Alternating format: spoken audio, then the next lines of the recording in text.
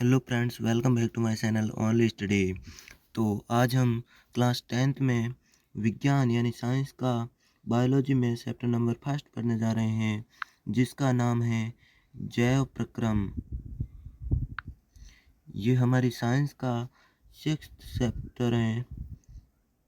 जैव प्रक्रम यानी सजीवों का प्रक्रम। जैसे कि हमें पता तो चल जाता है बाहरी उदाहरणों से और बाहरी लक्षणों से कि ये सजीव है, ये निर्जीव है। जैसे कि कुत्ता है, वो भौंकता है, दौड़ता है, गति करता है, श्वसन की क्रिया करता है, जिससे हमें पता चल जाता है कि कुत्ता एक सजीव है। जैसे कि एक स्टूल है या कोई टेबल है, वो गति नहीं करती है, जिसके ऊपर कोई बाह्य बल नहीं लगाया जाता है तब तक वो गति नहीं करती है और वो श्वसन की क्रिया नहीं करती है। तो ये हम कह सकते हैं कि ये स्टूल एक निर्जीव है या ये टेबल एक निर्जीव है। तो आज हम बाहरी लक्षणों को नहीं देखेंगे, आज हम अंदर के लक्षणों को देखेंगे। अंदर के लक्षणों से किस प्रकार जाना जा सकता है कि ये सजीव है और ये निर्जीव है। तो स्टार्ट करते हैं आज के इस लेक्चर को। सबसे पहले तो आपको ये पता होना चाहिए कि कौन स्वपोषी होते हैं और कौन विषमपोषी। स्वपोषी और विषमपोषी। स्वपोषी जो अपना भोजन खुद बनाते हैं और विषमपोषी जो अपना भोजन दूसरों से लेते हैं, दूसरों पर निर्भर करते हैं। जैसे कि मनुष्य एक विषमपोषी है जो कि पेड़ पौधों से भोजन प्राप्त करता है, लेकिन पेड़ पौधे एक स्वपोषी है जो कि प्रकाश संश्लेषण की क्रिया द्वारा अपना भोजन प्राप्त करते हैं। प्रकाश संश्लेषण की क्रिया द्वारा जो भी भोजन प्राप्त करते हैं वो सब स्वपोषी होते हैं ज़्यादातर। तो आगे देखते हैं हम शरीर के तंत्र। मानव शरीर में किस प्रकार के तंत्र होते हैं उनके बारे में हम चर्चा करेंगे। जैसे कि पाचन तंत्र है, तो और सबसे पहले हम तंत्र देखते हैं तो सबसे पहले हमारे अंतर्ग्रहण होता है, यानी भोजन का अंदर जाना होता है। बाद में पाचन होता है, बाद में अवशोषण होता है और स्वांगीकरण होता है और मल त्याग होता है। जैसे कि अंतर्ग्रहण यानी भोजन हम ग्रहण करते हैं, पाचन यानी भोजन पचता है, अवशोषण यानी भोजन को एक जगह एकत्रित किया जाता है। जो हमारे शरीर में कामयाब अंग होते हैं उनके लिए स्वांगीकरण यानी पहुंचाया जाता है। मल त्याग यानी जो खराब भोजन होता है उसे निकाल दिया जाता है। अंतर्ग्रहण अर्थात भोजन के मुख में लेना अंतर्ग्रहण कहलाता है। पाचन मनुष्य में भोजन का पाचन मुख से प्रारंभ होता है, जो कि लार ग्रंथि से होता है और वो छोटी आंत तक जारी रहता है। मुख में स्थित लार ग्रंथियों से निकलने वाला एंजाइम टाइलिन भोजन में उपस्थित मंड मोर्टाल्ज शर्करा में अपघटित फिर माल्टेज नामक एंजाइम माल्टोज शर्करा को ग्लूकोज में परिवर्तित कर देता है और लाइसोसोम नामक एंजाइम भोजन में उपस्थित हानिकारक जीवाणुओं को नष्ट कर देता है। इसके अतिरिक्त लार में उपस्थित शेष पदार्थ बफर कार्य करते हैं। इसके बाद भोजन आमाशय में पहुंचता है, यानी हमारे जो मुख गुहा होती है उसमें लार होती है, लार के द्वारा भोजन का पाचन होता है। लार में उपस्थित माल्टेज जो लार में उपस्थित टाइलिन होता है वो माल्टेज पदार्थ को माल्टोज में परिवर्तित कर देता है, माल्टेज शक्र को माल्टोज में परिवर्तित कर देता है।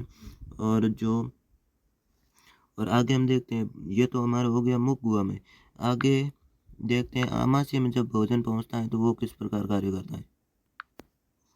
आमाशय में भोजन का पाचन।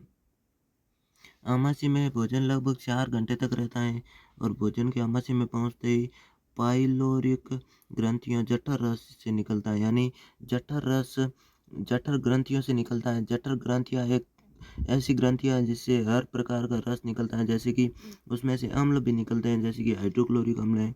हल्के पीले रंग के अम्लीय द्रव होते हैं। आमाशय के ऑक्संटिक कोशिकाओं से हाइड्रोक्लोरिक अम्ल निकलता है जो भोजन के साथ आए हुए जीवाणुओं को नष्ट कर देता है। हाइड्रोक्लोरिक अम्ल का कार्य होता है भोजन के अंदर जो भी खराब अणु जाते हैं जो हमारे शरीर को नुकसान पहुंचा सकते हैं, उनको ये नष्ट कर देता है हाइड्रोक्लोरिक अम्ल, और एंजाइम की क्रिया को तीव्र कर देता है। हाइड्रोक्लोरिक अम्ल भोजन के माध्यम को अम्लीय बना देता है।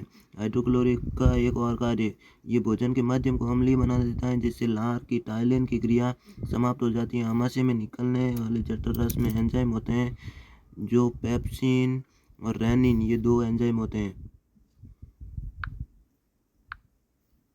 पेप्सिन प्रोटीन को खंडित करता है और रेनिन दूध की घुली हुई प्रोटीन कैसिनोजेन को ठोस प्रोटीन कैल्शियम में पैराकिसिनेट में के रूप में बदल देता है। ये दोनों खंडित करने का कार्य करते हैं, पेप्सिन और रेनिन। आगे हम देखते हैं पक्वाशय में पाचन, जो आमाशय के नीचे ही होता है। भोजन में सर्वप्रथम पक्वाशय भोजन को पक्वाशय में पहुंचते ही सर्वप्रथम इसमें यकृत से निकलने वाला पित्तरस आकर मिल जाता है। पित्तरस क्षारीय होता है और भोजन को अम्लीय क्षारीय बना देता है। अम्लीय से क्षारीय में बना देता है।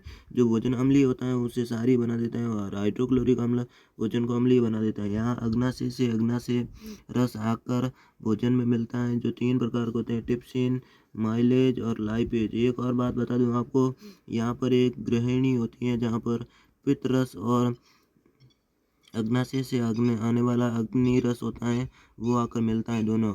तो क्वेश्चन पूछा जा सकता है अग्नाशय से आने वाला रस और पित्त रस कहाँ पर मिलता है, तो गृहिणी में। यह टिप्सिन जो होता है ये प्रोटीन एवं पेप्टोन को पेप्टाइड्स तथा अमीनो अम्ल में परिवर्तित करता है और एमाइलेज जो होता है ये मांड को घुलनशील शर्करा में परिवर्तित कर देता है। और लाइपेज यह इम्लसिफाइड वसाओं को ग्लिसरॉल तथा फैटी एसिड्स में परिवर्तित कर देता है, यानी वसा का पाचन करता है ये। आगे हम देखते हैं छोटी आंत। छोटी आंत में जब भोजन आता है तो उसका पाचन किस प्रकार होता है। यहाँ भोजन की पाचन की क्रिया पूर्ण होती है, यानी पूर्ण रूप से भोजन का पाचन छोटी आंत में होता है। पचे हुए भोजन का अवशोषण होता है और छोटी आंत की दीवारों से आंतरिक रस निकलता है, जिसे निम्न प्रकार एंजाइम होते हैं। एप्सिन शेष प्रोटीन एवं पेप्टोन को अमीनो अम्ल में परिवर्तित करता है, ये एक एसिड है और एंजाइम है माल्टेज जो कि माल्टोज ग्लूकोज में परिवर्तित करता है, सुक्रेज सुक्रोज में परिवर्तित करता है। इसे याद रखने की एक ट्रिक है जो कि इनके नाम पर ही है, जो कि maltase maltose, sucrase sucrose, lactase lactose, यही ट्रिक है इनकी। लाइपेज जो कि एम्लिसिफाइड वसाओं को ग्लिसरॉल तथा फैटी एसिड्स में परिवर्तित करता है, ये अभी हमने पढ़ा था। और अगला है आंतरिक रस क्षारीय होता है। स्वस्थ मनुष्य में प्रतिदिन लगभग 2 लीटर आंतरिक रस स्रावित होता है। 2 लीटर पूरे मनुष्य के स्वस्थ शरीर में।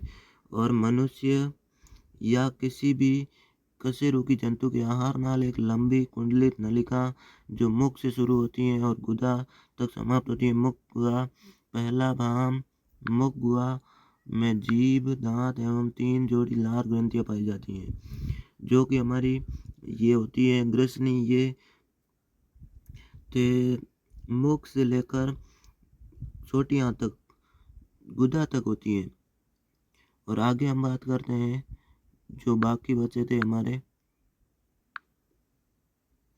2 तो हम पढ़ चुके हैं, पाचन और अंतर्ग्रहण। अब हम पढ़ेंगे अवशोषण। अवशोषण यानी पचे हुए भोजन को रुधिर में पहुंचाना अवशोषण कहलाता है। रुधिर में पहुंचाना पचे हुए भोजन को।